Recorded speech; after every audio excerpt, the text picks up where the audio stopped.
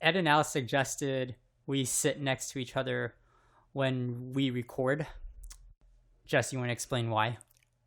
I really forgot why. It's because once I hit the record button, you have a hard time talking. I feel like I don't know who to look at now when I talk because in front of me is their computer. Maybe Linus should be in front of us. We're going to go to Disneyland soon with Ed and Al and Linus. And Andy. And Andy. That's the whole reason why. What do you think we're going to do there? I want to watch Mickey's Magical Map at Disneyland. Are we going to make it in time?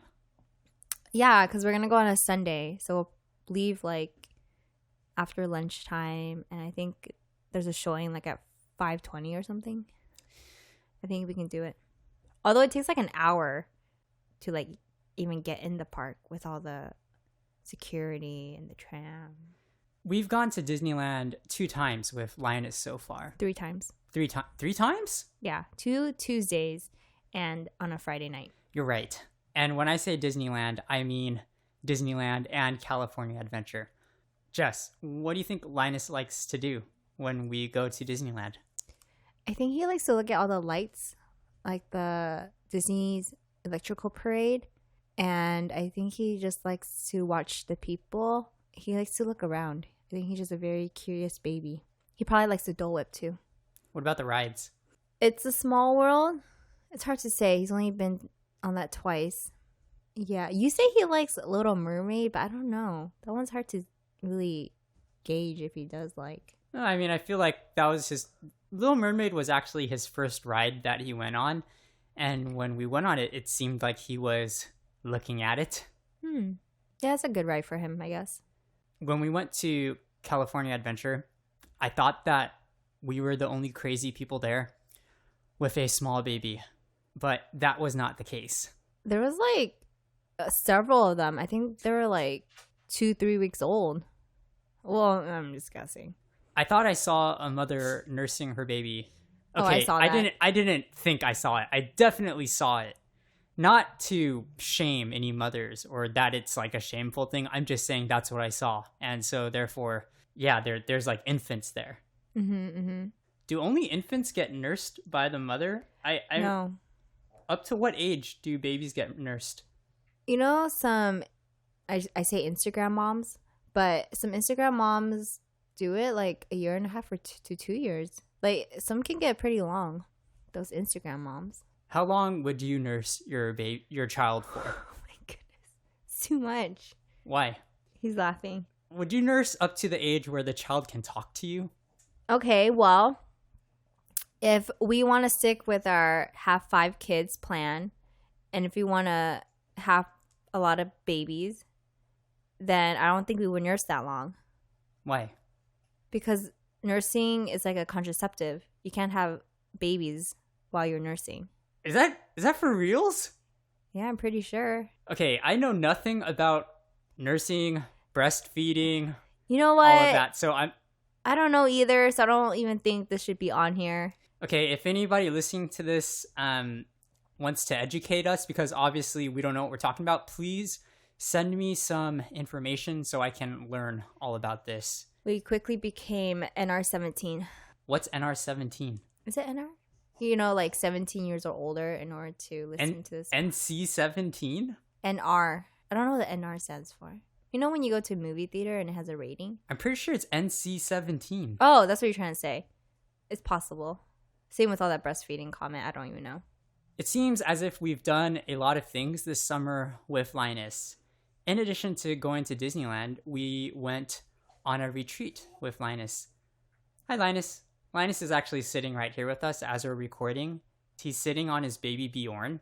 Apparently he has a flat head because he sits on his baby Bjorn too much. Or it could be because he's a really good sleeper and he's always on his back.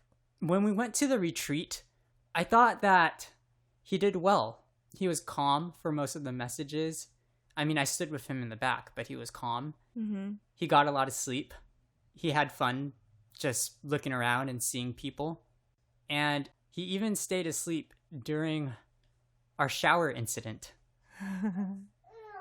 Rated NC-17. So what happened there, Aaron? No, you explain it. Okay. So Aaron and I were fighting What? No, we weren't. Yeah, we were in an argument. I forgot why. Okay, Should I think back on why we got into an argument? No. I know why. Should I say it?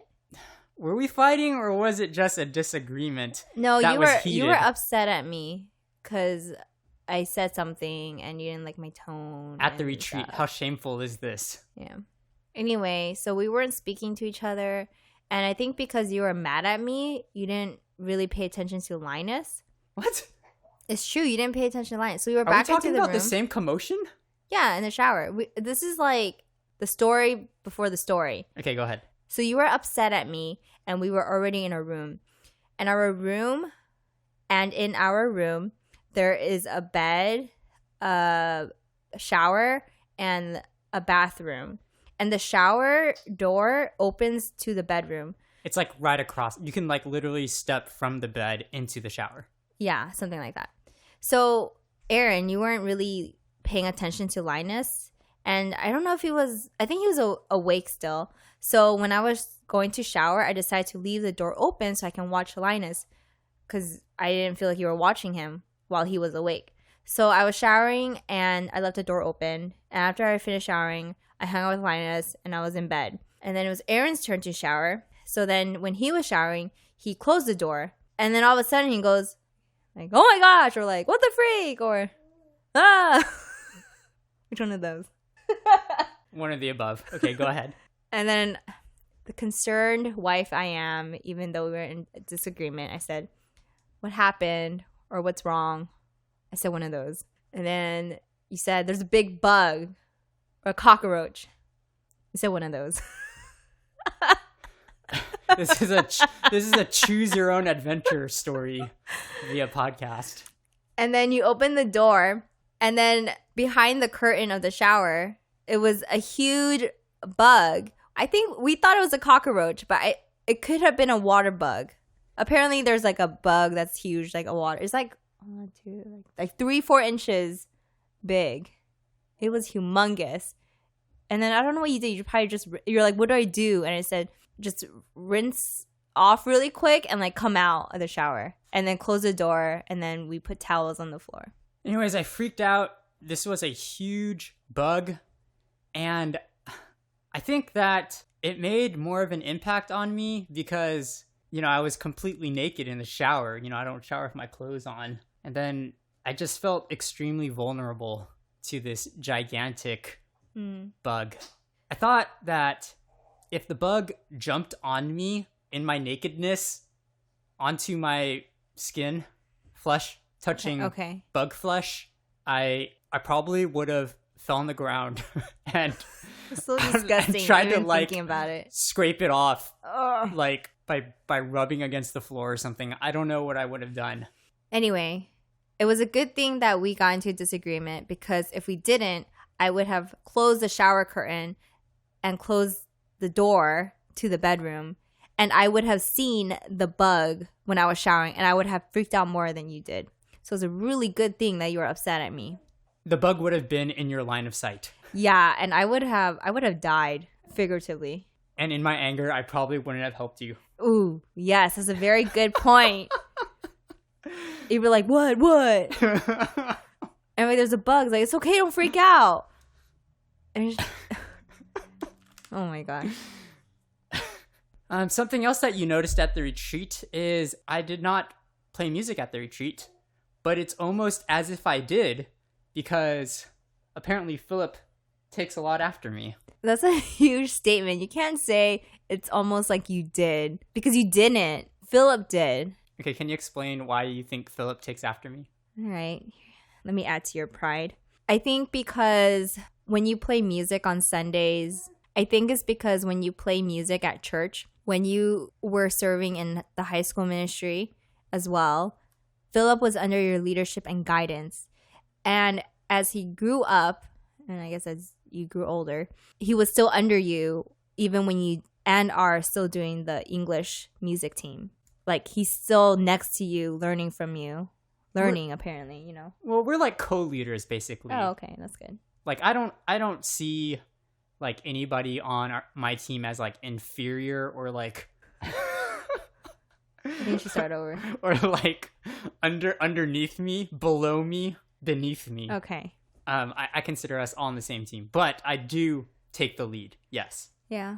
Good job. I think you do well, and I think it's good that you build up these next generation, I guess. Yeah, I think you rub off on him. Like he counts before he starts the song. And is there something wrong with that?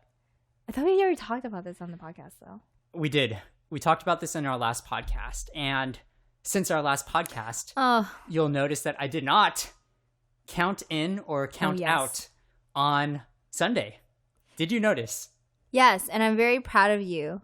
And I applaud you, and I'm very glad that you took on that challenge. Because I don't think you need to. But because you didn't, several of your members came up to me and said that they do like the counting. So I felt like, but I think you can do without. But, whatever. But, when you also lead the team, you should, if you actually say it, maybe you should support that statement instead of throwing your wife under the bus. I didn't throw you under the bus. You didn't. I just said, Jess thinks that we can be more professional by not counting. And so we will try to do this. And we did it. So I thank you. I thank you for challenging us and for making us live up to our excellent standards. You're welcome. Let's talk about some church stuff. In the church newsletters, I started including my book reviews in like a little section at the bottom of the emails. It's not like highlighted or anything, but it does say book reviews. Did you notice? Yes. Sorry, I read the top part. What? And then I just skim to the bottom. And I put so much work in those. I read the ones with visuals, with pictures. Yeah. I'm a visual person. Oh, but in your own personal newsletters, I do read it. Thank you. I think it's because every section has like a picture in my personal newsletter. Yes. Yeah, and I feel like your books are getting out of control. What do you mean? Like, your room didn't used to have, like, your room would only have like 3 books before, like on your desk, but now it has like 10 books on your table and like 20 books on your couch. And it just stays there for like weeks until you get more books, and it just keeps adding and adding. So since I started doing these book reviews, yes, I agree. I'm starting to lose control over my book inventory. I need to find a way to offload these books. Any suggestions? So if you're listening, email Aaron and he will send you a book. I mean, I was asking you, Jess, for a suggestion, but really? I guess that works too. Email and you will receive 10 free books. What? 10? I don't think I have enough books to cover I'm kidding. the amount of listeners that are going to flood my inbox with requests for books. All right. No, I'm kidding. No, I think you should do giveaways on your Instagram. Just do it. I guess you have to pay for shipping. I don't want to pay for shipping, though. I've never done a giveaway before, but I guess like maybe now is the right time to do it. I guess it's pretty frugal if we don't want to pay for shipping. Just pay for shipping. It's fine. Amy Lowe posted a photo on her Instagram recently. They have a lot of books. Did you see this photo? Yeah, I did see it. Yeah. It's awesome. Specifically, she posted a picture and I saw a read scripture box. Hey, I saw that too. I was curious. Okay, let me tell you what this is. I know about this. Can you get that one for free? I actually tried and they said no. Oh my goodness. How many times did you get rejected? I'm not sure. Honestly, I don't get rejected that much. And the reason is because I don't do a lot of cold calls, just like, requesting books. Normally, like, I kind of know who's out there willing to offer the books. But this company I did reach out to because I was like, oh, they have good stuff. But, I'm a nobody. They're like, we don't need you. We don't need you. Anyways, this Read Scripture book, it's a large format coffee table book showcasing an illustrated diagram for every biblical book in the Bible. Illustrated? It's illustrated. Wait, how did they reject you? Did they say no or did they not respond to you? I got onto their contact form on their website. It's by the Bible Project. They make a bunch of YouTube videos. So I saw that they had a contact form on their website, and on the contact form there was an option that said, oh, why are you contacting us? And I think I put like media relations or something like that. And I just said, oh, would you like me to review your product? And they said no. Oh, it hurts me. The sting of rejection. No, I really want you to get it. Really? If you get that for free, I will let you keep your books. Okay, that's just greed now. You just want me to do it because you want the free thing.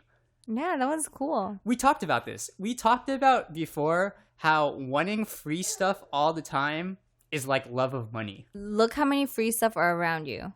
Tell me about it. Amy asked us a question. She said, how has motherhood and fatherhood changed you for the better? I learned what it means to be more dedicated as a person. I think because when I'm with Linus, I want to spend that time with him and like focus on him and not be distracted with like cleaning or doing work, but like my attention is on him and like spending that mother and son time. And when I'm not with him, I really try to stay committed and dedicated to what I'm doing at the task so I can finish it and accomplish it, so I can, you know, use my time wisely, and then so I can spend more time with Linus when I'm with him. I feel like before I would spend my time wisely still, but I would be very distracted and very like trying to multitask and do multiple things at once. I think it would kind of get me all frazzled. But I think now like it made me more productive in the sense where I know I have to finish what I'm doing on time because now we have a son. I think my answer is kind of similar. I would say I'm more focused now.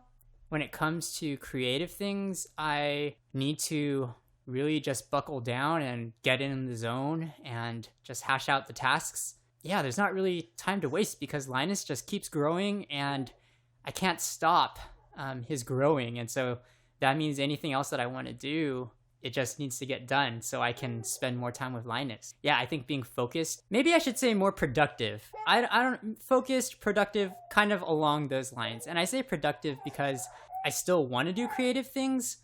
And so with Linus, like, I don't want to take away from my time with Linus. And so therefore, the time that I do get to spend doing creative things, I want to make sure that it's a good use of that creative time. And so I try to be the most productive as I possibly can. I think also, like, I'm learning more about patience. I think I'm actually learning that I'm not a patient person. And I knew this already, but I think I'm just learning it a lot more because I want things to be done immediately. I want things to be done on my timeline and my timetable.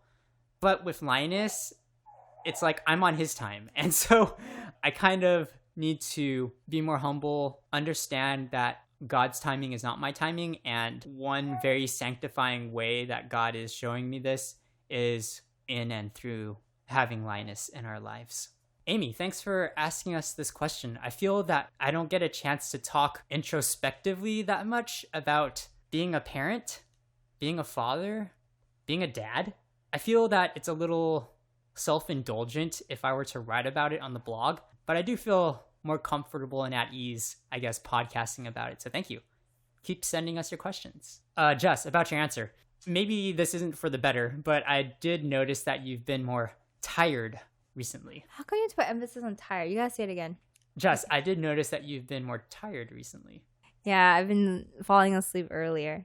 And why is that? Because I've been tired.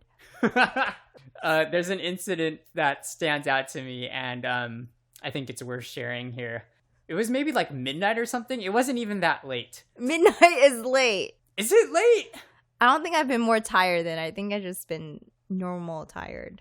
Sleeping, whatever. Anyways, you were sleeping. I looked at you, and I was just just looking at you, and you woke up, and apparently I startled you, and you went through like this kind of range of emotions, almost like in sequence, where you were scared, and then angry, and then scared again, and then upset. And somewhere between scared and angry, you tried to hit me. I don't remember hitting you. Okay, I was sleeping, the light was on, and then I turned around, I looked up, and you were staring at me. I wasn't staring, I was just looking. Well, to me, I don't know how long you've been there looking at me. I mean, you freaked me out. Anyway, I think, yeah, I was startled. I was freaked out. I think I was probably angry because I was asleep, and then my emotions were from being rested to like all time, like immediately the opposite emotion of feeling rested. Anyway, you made me cry. I was so scared. Yeah, I just felt so emotional.